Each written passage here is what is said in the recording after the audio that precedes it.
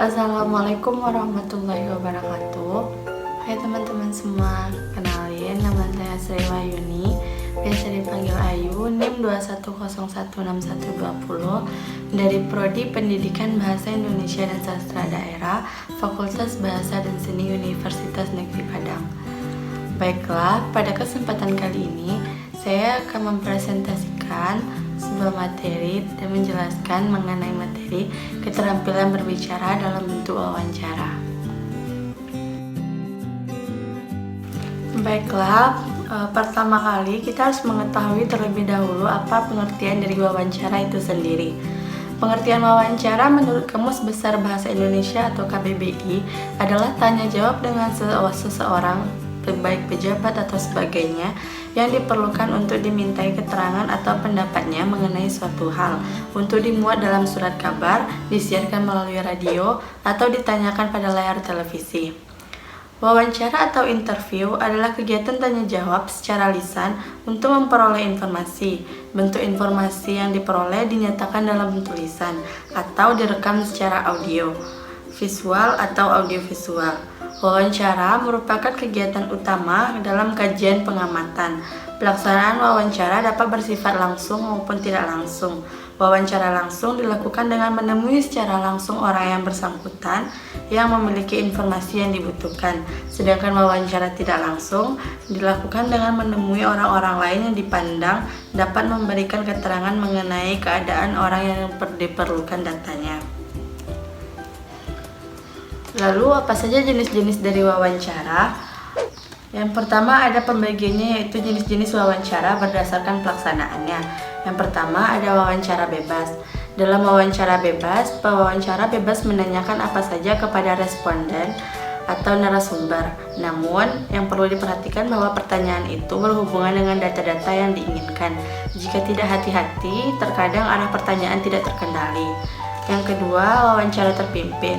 Dalam wawancara terpimpin, pewawancara sudah dibekali dengan daftar pertanyaan yang lengkap dan terperinci. Yang ketiga, ada wawancara bebas terpimpin. Dalam wawancara bebas terpimpin, pewawancara mengkombinasikan wawancara bebas dengan wawancara terpimpin, yang dalam pelaksanaannya pewawancara sudah membawa pedoman tentang apa yang akan ditanyakan secara garis besar.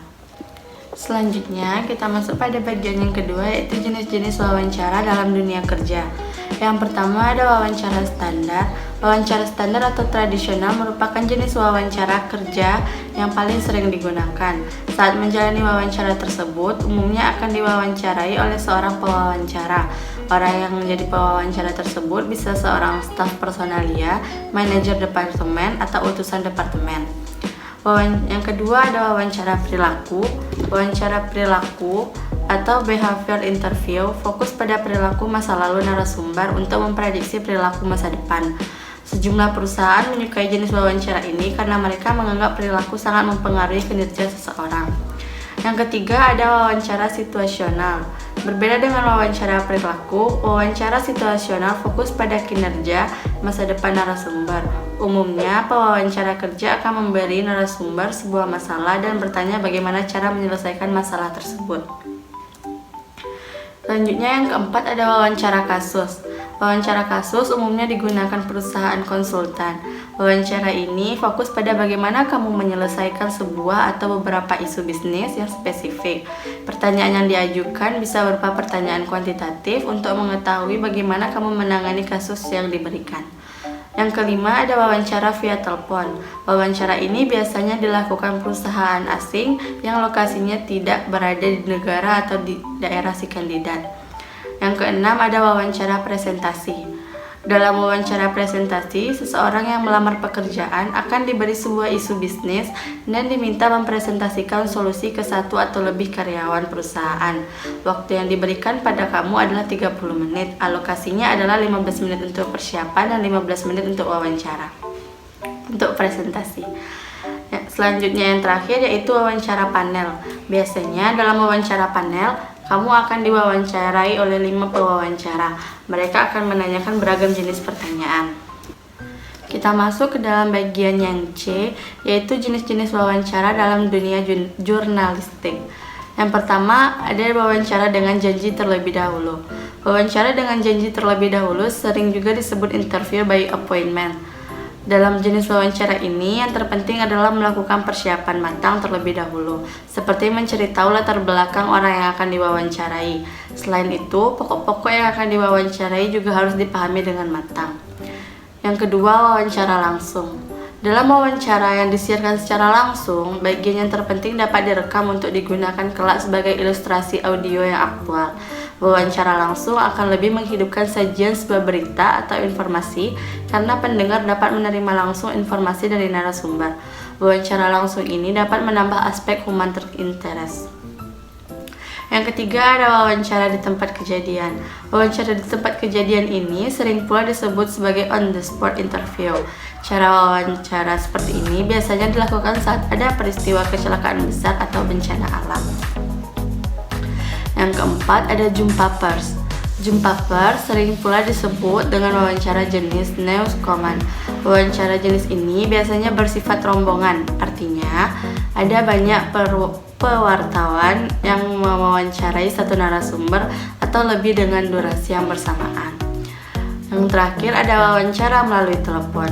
Jenis wawancara ini bukan yang utama. Wawancara via telepon digunakan pada waktu yang darurat saja. Kita lanjut pada materi yang ketiga, yaitu jenis pertanyaan seperti apa saja yang ada dalam wawancara. Yang pertama ada disebut dengan pertanyaan terbuka. Maksud dari pertanyaan terbuka adalah pertanyaan yang menghendaki jawaban yang luas dan bebas. Luas dan bebas artinya penjawab dapat menentukan sendiri bagaimana bentuk jawaban dan sepanjang apa jawaban itu hendak diberikan. Biasanya dengan pertanyaan terbuka ini penjawab lebih santai, tetapi kadang-kadang juga dapat membuat penjawab kelabakan hendak memulai jawaban dari mana. Bagi penanya, ada keuntungan lain dengan pertanyaan yang menghendaki jawaban bebas ini, yaitu dia dapat mengutip beberapa keterangan penting yang mungkin dapat diminta penjelasan kembali. Kelemahan pertanyaan ini adalah besar kemungkinan penjawab akan memberikan keterangan yang panjang dan berbelit-belit, sehingga dapat menghabiskan waktu dan dapat membosankan. Yang kedua, ada pertanyaan hipotetik terbuka. Dalam hal ini, pertanyaan hipotetik terbuka hampir sama gayanya dengan pertanyaan terbuka, baik kelemahannya maupun kekuatannya. Yang membedakannya hanya struktur pertanyaan itu sendiri. Pada pertanyaan hipotetik terbuka, penanya dapat membuat pertanyaan lebih luas dengan memberikan beberapa keterangan untuk menyesuaikan dengan situasi wawancara. Selanjutnya ada pertanyaan langsung. Pada pertanyaan langsung dimaksudkan untuk pertanyaan yang menghendaki jawaban singkat dan kadang-kadang dapat dijawab dengan ya atau tidak saja. Kebanyakan pertanyaan langsung ini berharga karena dapat berlangsung singkat. Tetapi kelemahannya, pertanyaan semacam ini beberapa hanya mengungkapkan sedikit hal saja. Bagi beberapa penjawab, pertanyaan semacam ini tidak hanya diberikan jawaban singkat, tetapi diberikan pula beberapa keterangan tambahan. Yang keempat ada pertanyaan tertutup, merupakan pertanyaan yang membatasi ruang gerak penjawab, bahkan kemungkinan jawaban telah tersedia. Penjawab tinggal menentukan salah satu pilihan jawaban itu. Kekuatan pertanyaan semacam ini, jawaban mudah dipahami, dapat menghemat waktu. Akan tetapi kelemahannya, pertanyaan semacam ini akan menjadi gangguan bila pilihan jawaban yang telah disediakan tidak ada yang disukai oleh penjawab, sehingga dia harus menjawab secara terpaksa. Yang kelima ada pertanyaan beban, merupakan pertanyaan yang menimbulkan beban berat bagi penjawab disebabkan tidak ada jawaban yang benar, namun menuntut jawaban emosional. Pada pertanyaan beban semacam ini jarang digunakan karena akan menimbulkan beban emosional kepada penanya dan penjawab. Yang keenam ada pertanyaan terpimpin, yakni pertanyaan yang diikuti dengan arahan jawaban. Dalam pertanyaan terpimpin merupakan pertanyaan yang sangat membantu untuk mengetahui sampai sejauh mana penjawab setuju dengan pendapat atau pandangan penanya yang diajukan sebelumnya. Dan yang terakhir ada pertanyaan orang ketiga. Inti dari pertanyaan orang ketiga ini adalah isi pertanyaan yang diajukan seolah-olah merupakan pertanyaan yang datang dari orang ketiga. Kemudian jawabannya pun sepertinya untuk orang ketiga. Gaya pertanyaan semacam ini dibuat agar penanya terlepas dari rasa terganggu secara emosional, sehingga perlu dialihkan seolah-olah yang bertanya itu bukan dia. Sekian materi yang bisa saya sampaikan. Terima kasih untuk teman-teman semua yang telah menyaksikan video ini. Jangan lupa untuk bantu like, comment, share sebanyak-banyaknya. Saya Sri Wahyuni undur diri. Mohon maaf jika banyak kesalahan dan kekurangan. Assalamualaikum warahmatullahi wabarakatuh.